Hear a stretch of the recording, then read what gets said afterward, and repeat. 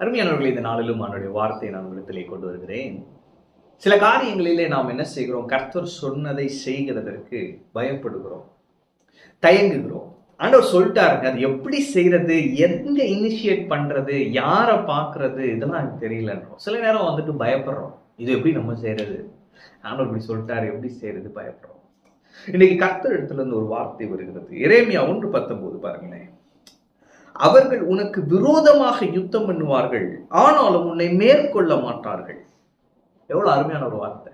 ஆண்டவர் உங்களோடு பேசுகிறார். அவர்கள் உனக்கு விரோதமா யுத்தம் பண்ணுவார்கள், ஆனாலும் உன்னை மேற்கொள்ள மாட்டார்கள். பிரச்சனை உன்னை எதிர்த்து வரும், உன்னை அழிக்க வரும், ஆனால் அந்த பிரச்சனை உன்னை மேற்கொள்ளாது. ஆமென்.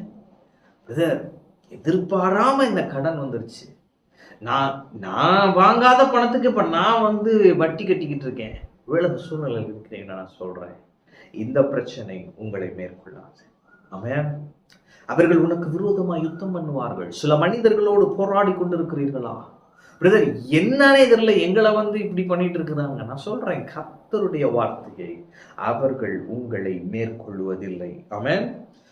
ஏன் அப்படின்னா ஆண்டவர் சொல்றாரு, உன்னை ரட்சிக்கும்படிக்கு நான் உன்னுடனே இருக்கிறேன். ஆமென். அப்ப உங்களை பாதுகாக்கும்படி, ரட்சிப்புனா ஒரு பெரிய டேர்ம் பாருங்க, பாதுகாக்கும்படி கர்த்தர் உங்களோடு இருக்கிறார், உங்களை காக்கும்படிக்கு அவர் உங்களோடு கூட இருக்கிறார். ஆமென். ஒருவேளை நீங்க சிக்கிட்டேன் பிரதர், சிக்கிட்டேன், என்ன செய்ய தெரியல, ஆண்டவர் சொல்றாரு, நான் உன்னை ரட்சிக்கும்படி உன்னோடு கூட இருக்கிறேன், நான் உன்னை ரட்சிப்பேன். ரட்சிக்க கூட இருக்கேன்னா என்ன பண்ணுவாரு?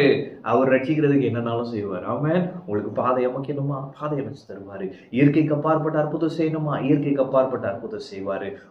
உங்களுக்கு ஒரு ஒரு பெரிய அற்புதம் செய்துதான் இந்த சாத்தியம்னா அதையும் அவர் செய்வார். பிரதர், வானத்தின் பலகணிகளை திறந்து கொடுத்தாதான் பிரதர் இந்த கடன் அடைய முடியும். பிரதர், நான் சொல்றேன், கர்த்தர் அதையும் செய்வார். ஏன்னா நீங்கள் நினைப்பதற்கும் வேண்டிக் கொள்வதற்கும் மிகவும் அதிகமாய் கிரியை செய்கிற தேவன் இவர். அவர் உங்களை ஆச்சரியப்படுத்துவார். அவர் இப்பொழுது சொல்லுகிறார், நீ சந்தித்துக் கொண்டிருக்கிற இந்த இன்னல்கள், இந்த பிரச்சனை, முடிவே பெறாத பிரச்சனை என்று நீ சிந்தித்துக் கொண்டிருக்கிற இந்த பிரச்சனையில நான் உன்னோடு கூட இருக்கிறேன், உன்னை ரட்சிக்கும்படிக்கு நான் உன்னோடு கூட இருக்கிறேன். அவர்கள் உனக்கு விரோதமாய் யுத்தம் பண்ணுவார்கள், ஆனால் உன்னை மேற்கொள்ள மாட்டார்கள். நான் உன்னை ரட்சிப்பேன், நீ அவர்களை மேற்கொள்ளுவாய், நீ அவைகளை மேற்கொள்ளுவாய் என்று கர்த்தர் சொல்லுகிறார். ஆமென். அப்ப இந்த கர்த்தருடைய வார்த்தை அப்படி நம்புங்க. பிரச்சனை பெருசா இருக்கலாம், கடன் பெருசா இருக்கலாம், வியாதி பெருசா இருக்கலாம், ஆனா அது எல்லாவற்றையும் ஒன்றுமில்லாமல் ஆக்கி போடுகிற கர்த்தருடைய வார்த்தை எல்லா காரியங்களை காட்டிலும் பெரிய. இந்த வார்த்தை அப்படி நம்புங்க. கர்த்தர் என் கூட இருக்கிறார், என்னை ரட்சிக்க என் கூட இருக்கிறார், என்னை என் பிரச்சனை மேற்கொள்ளாது, நான் என் பிரச்சனை மேற்கொள்வேன். இதை அறிக்கை செய்துட்டே இருங்க.